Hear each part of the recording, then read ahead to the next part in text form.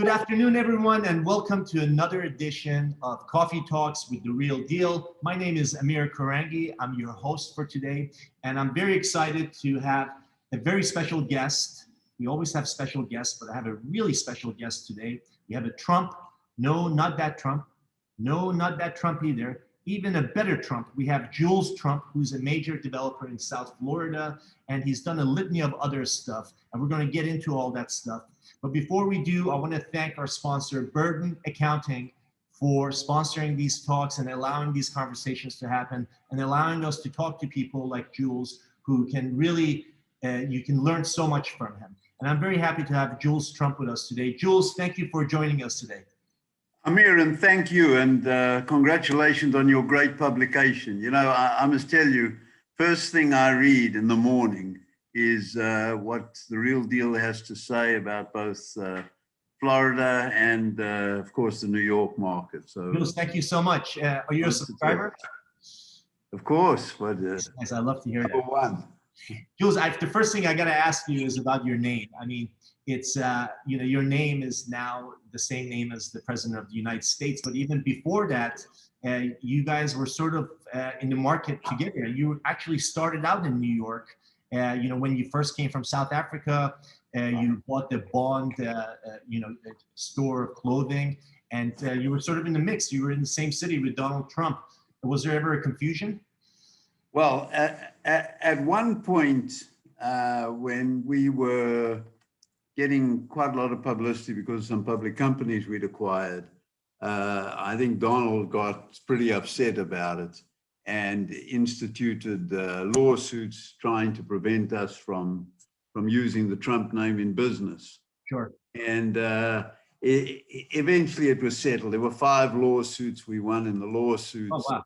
And we eventually, and we worked it out and and how is it now? How is it now when you call people and for the people who don't know you and you tell them you're Jules Trump, do they ask you if you're related or it was frequently a question. It was very frequently a question. I'm sure. And you know, we were always very quick to clear up any confusion. I have to ask you, I'm in New York and the weather is a little gloomy. I have to ask you, is that a simulation behind you or is that really Miami? Because I can picture that in Miami, but I can't think if it's real or if it's a yeah, this is the view from the mansions.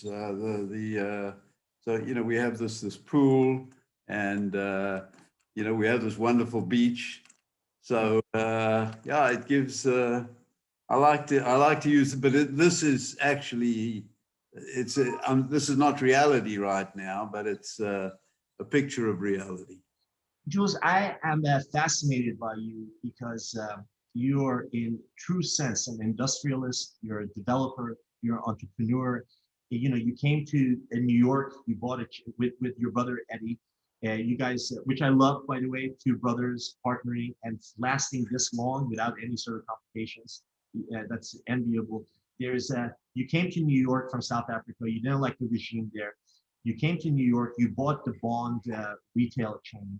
And you had great success with that. And then you went into the auto parts business. You had tremendous success with that. Then you went into the development business. You know, you bought Williams Island in Miami, which I want to talk more about. And then you went, of course, to Acqualina, which is now one of the most luxurious projects in all of South Florida. Like, how do you go from these are not the same categories. It's not like you were in finance and you went into development. These are like all very distinct, different categories. How do you hop from one category of business to another and manage to do as well as you have?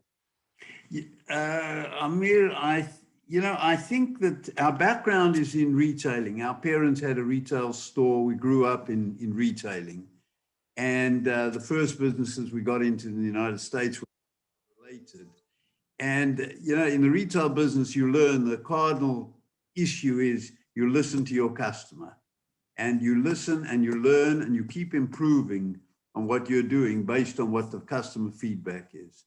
And, you know, I think it's a common thread throughout each of our businesses, whether when we were in the apparel business or whether we were in the auto parts retail business. or whether you're selling very, very high-end residences, number one issue is you listen to your customer, you adapt what you're doing to what you believe, to what you learn is the customer need, and you keep improving. It's funny, I was watching this interview with Bill Gates, and he said the best thing for our products is our angry customers, because he says they learn the most from their angry customers. And very true, very true. But we also learn from our customers who are not angry, because the advantage we have is we live in the residences we build. Yeah. We get to see our customers, yes, when they're angry, which is, thank God, not all that often, but also when they're happy.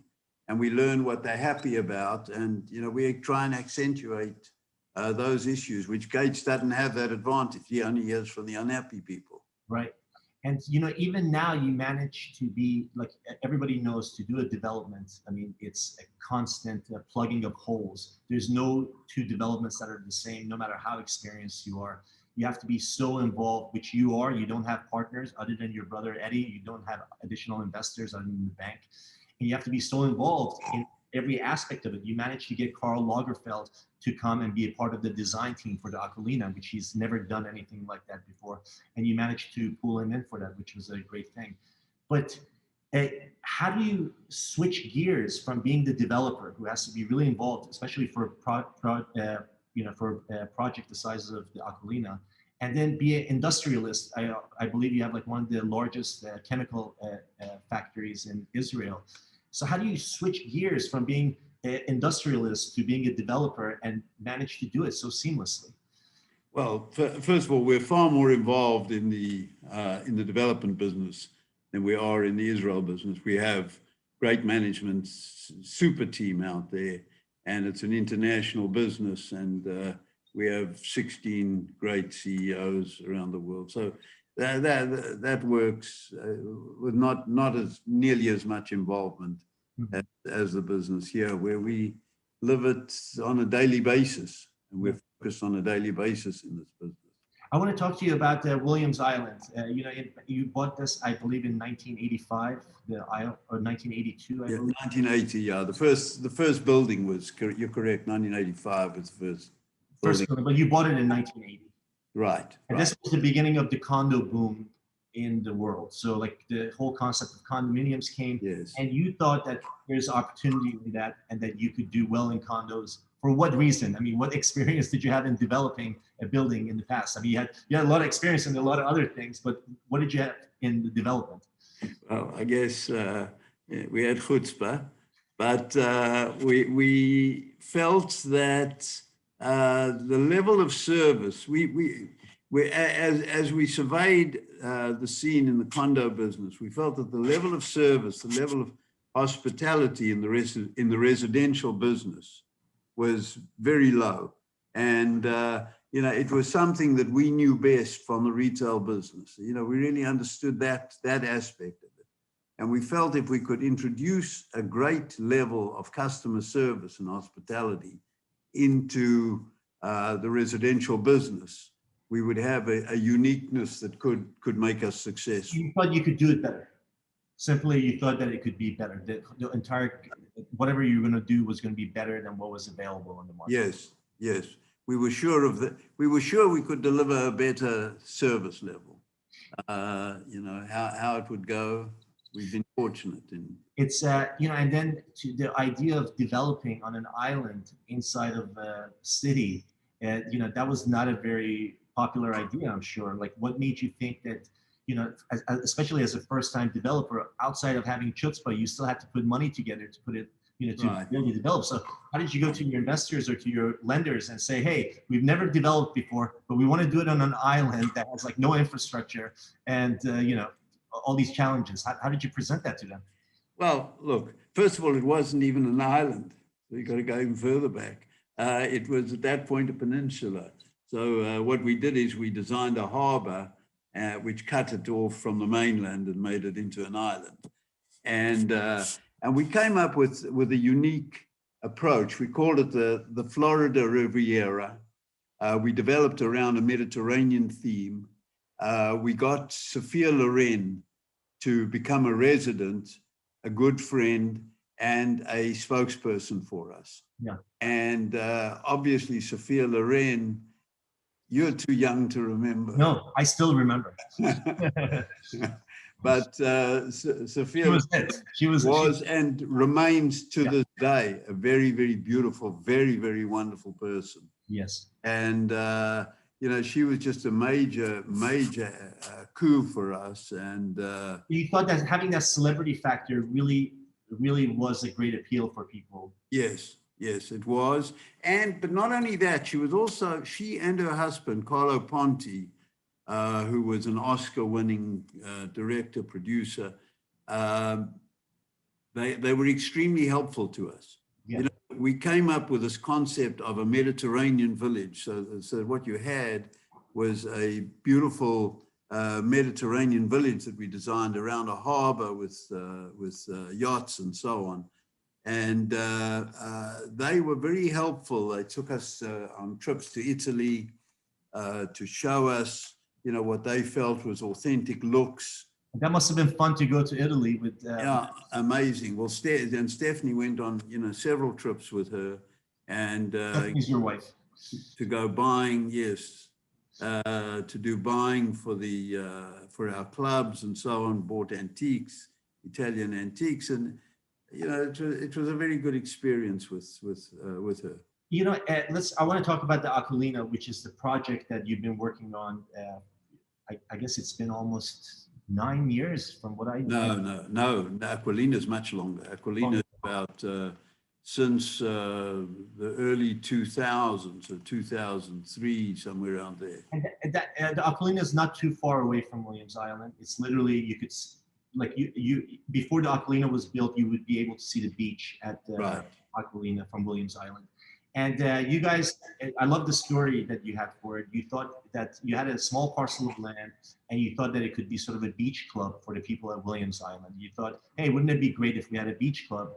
And then when you guys started to look at the land, you were like, you know what? It would actually be better to move the condos here on the shore instead of like on the island. And then you started putting together the parcels. Now, I was very fascinated by this, that you guys spent, I think, $200 million of your own money to put the parcels together. Is this correct? Yes, you're about right. About 200. That must have been a big risk to write a check for that much, you know. Well, it was. I mean, it was 3 big parcels, really. So, you know, we started with the center parcel where we built the Acqualina Hotel and residences.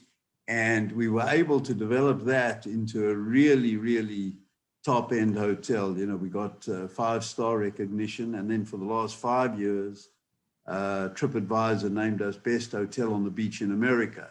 Yeah. So, which is obviously a tremendous calling card. And around that, we've been, and using that same management, we've been able to go on and develop first the mansions at Acqualina, and now, you know, what is our most really amazing project is the estates at Acqualina. Right. And then they, you know, it's amazing that you guys have, you know, I've walked the project before and I see the crowd that's there. You see people from Eastern Europe, you see people from, you know, it's not as South American as a lot of other projects that are in Miami. I see a lot more Eastern Europeans. I see a lot more New Yorkers.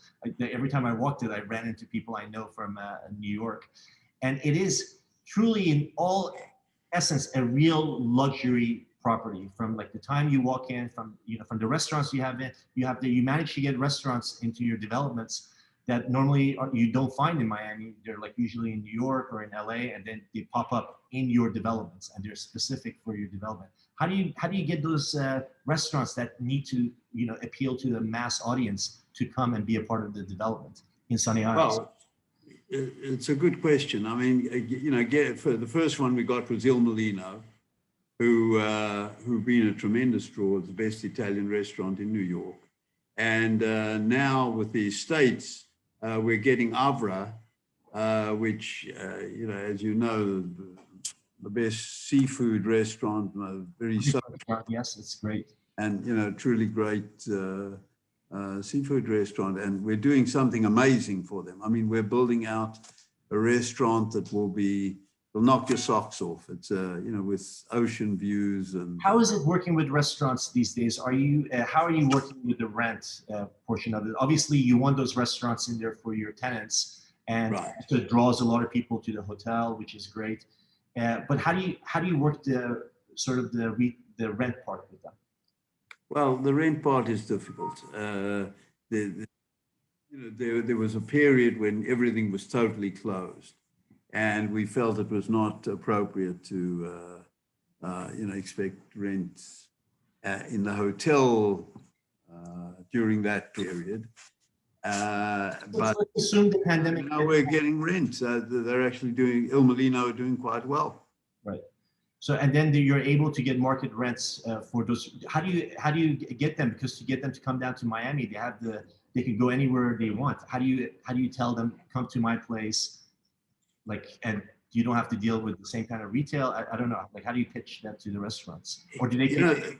They look at the audience that we attract. Obviously, our price points were in the 4 million to just had 2 sales in the $25 million range. So we have very well-heeled people living in our residences, and there's a very big audience around here. So that, combined with the fact that we're building out an incredible restaurant for Avra, really something that'll be mind-blowing. Right. And this was very attractive to them. Well, that's good. I'm glad you managed to get them in there. There's, I mentioned earlier that you don't generally have partners, but you do have lenders. And in 2018, I believe, or 2019, you got the largest construction loan it was a record loan in Florida. It was for $600 million for a construction loan, which was a big ask, right, to go to a bank at a time where people thought the inventory was a bit saturated, to go to a bank and have them be like, well, here's a record loan at a time where people think that Miami properties, luxury properties, are saturated. What was that talk like to the lender? How did you get them to sort of to lend you the money? Well, I think on 2 points of view. The one is, there was a lot of equity in the deal. The total value of the total project's about $1.8 billion. So 600 is not such a. It was a record, so for the lender to go out and tell their investors that, hey, we just made a record loan, and that, in some cases you don't want to have the record. That they are lenders with a great deal of foresight. So we have strong pre-sales, and they've seen the record of what's happened before. And, so we have a really good relationship. It's a great lending bank. Yeah. It's amazing how you guys have managed to put up a product after product, and people seem to consume it. I remember when you guys first went up, I thought the prices per square foot, I was like, how are they going to achieve this? And yes, you managed to achieve it at a time when Sunny Isles was not the Sunny Isles that it is today. And you drew actually a lot of people. And you wanted to be creative about it too. You changed some of the numbers so that they appeal to Chinese people.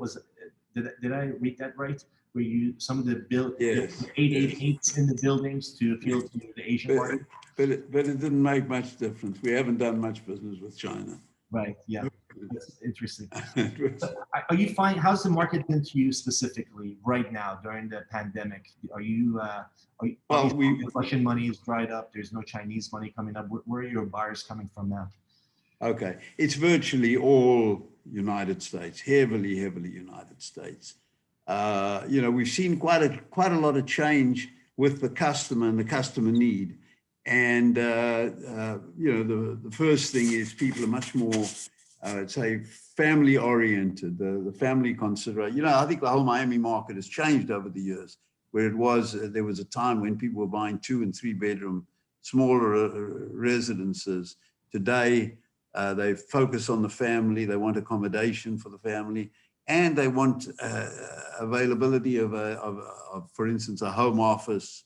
So home offices are very much in demand. One of the things we do, Amir, is we build out the residence completely. Yeah. So we develop in our North Tower, we deliver a fully furnished residence. So this has tremendous appeal to people, both from an economic point of view, because we feel that the value added is something north of $500 a foot between Fendi furniture assortment, $850,000 worth of furniture and a complete build out of the residence. So people find it both economically smart and they like the convenience, But by completely building out, I mean, every condo comes built out. So you're saying build out to their customization? Yeah, every condo comes designer ready. And there's a big difference. We put in a floor, we put in the complete kitchen, we put in complete electrical systems. The Crestron system is standard in the residence.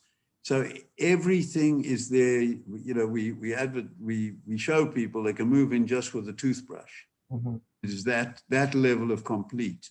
Yeah. And that level of finishes would cost $200 a foot for a person to replace. And Jules, you really are with all three buildings, even with the hotel, you're really targeting the top 0.01% of the market. You're asking premium prices per square foot, and you're saying you have a great product and you want a premium for it.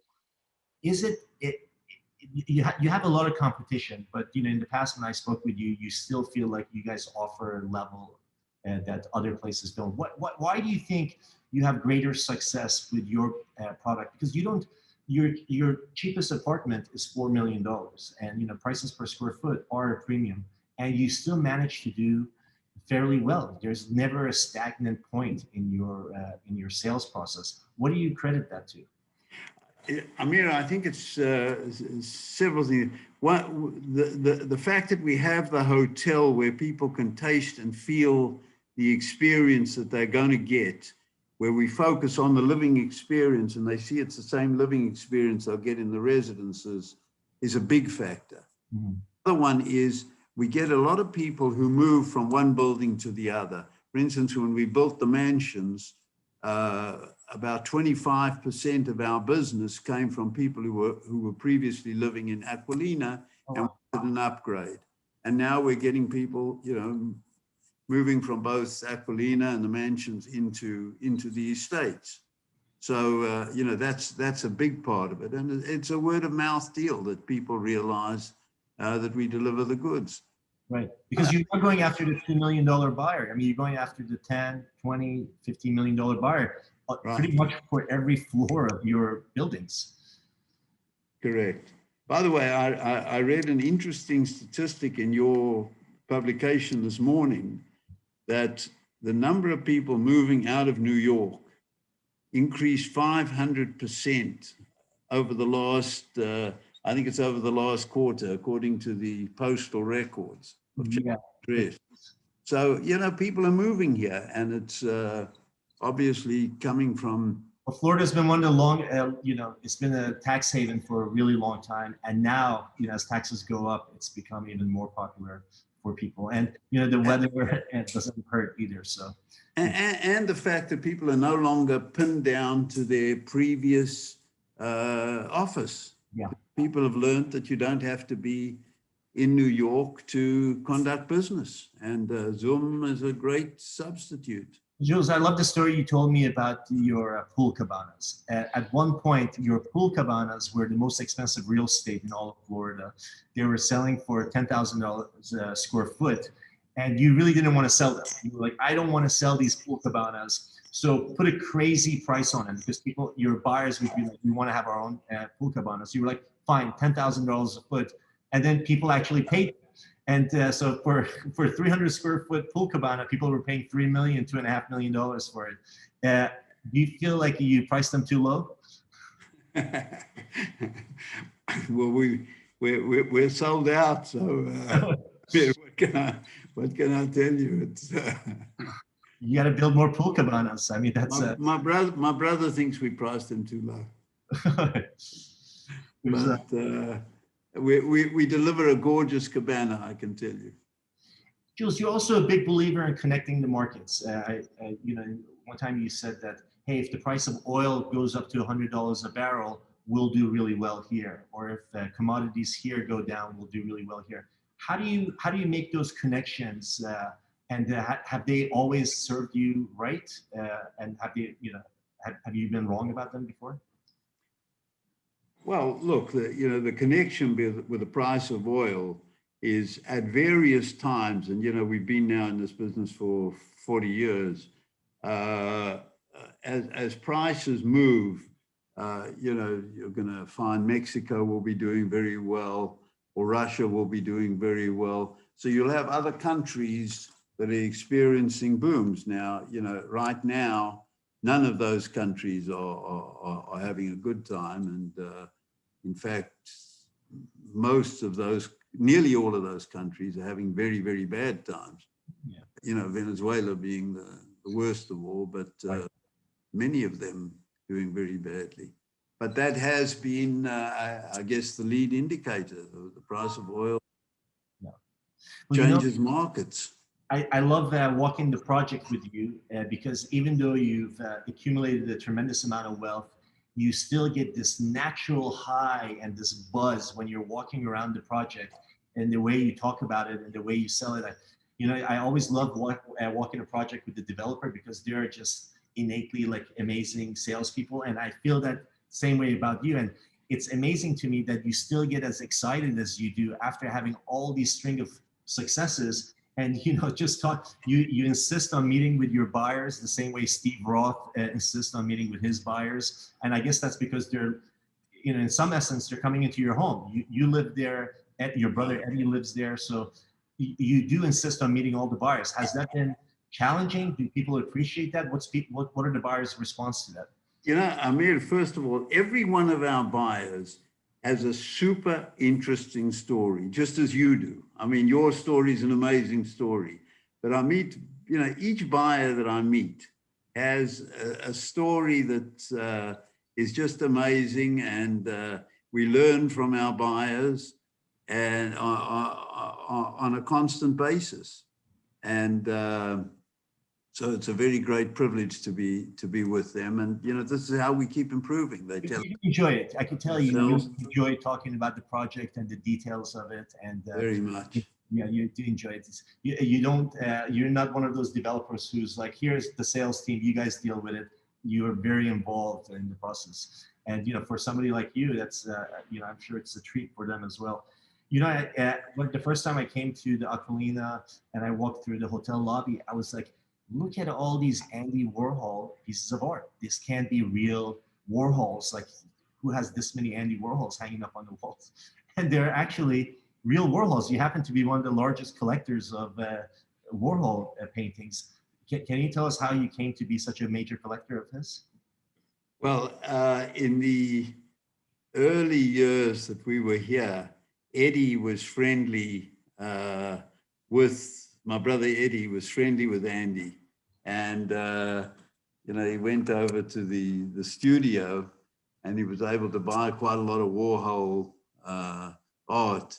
Yeah. So we kept that, and it was. Well, I like the way Eddie tells that story a lot better than the way you tell it. So he said he went to Warhol's studio. And he told him, he was like, this place is a mess. How do you get to work here? You have tons of stuff here. You have no room to work.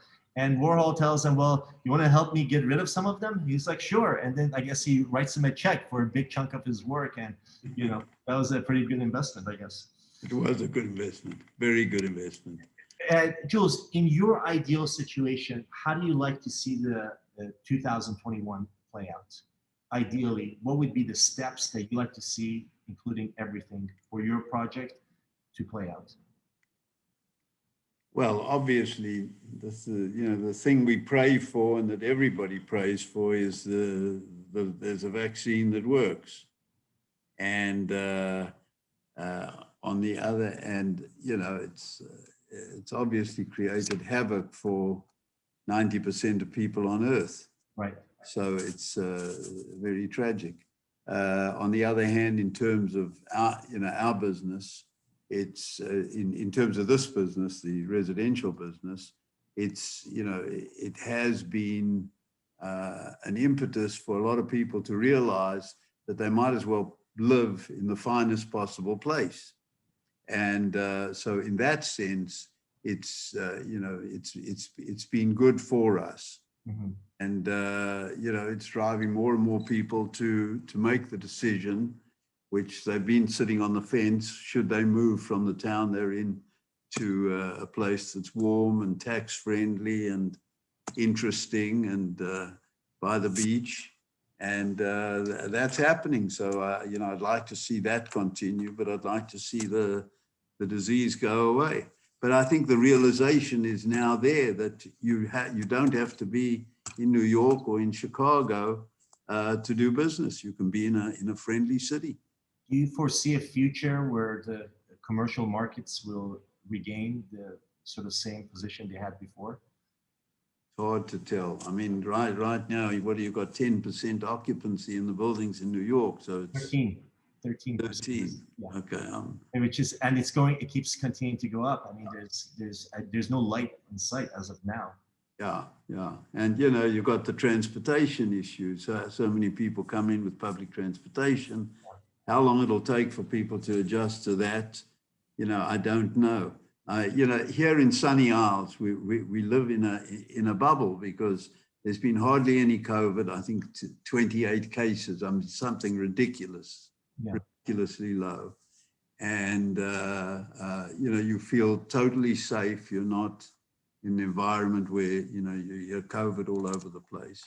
So, that's been a great blessing. It's a village and instead of a metropolitan city, yet it's close enough to the action. You get in a car in 20 minutes, you're in. How do you think the elections are going to affect real estate?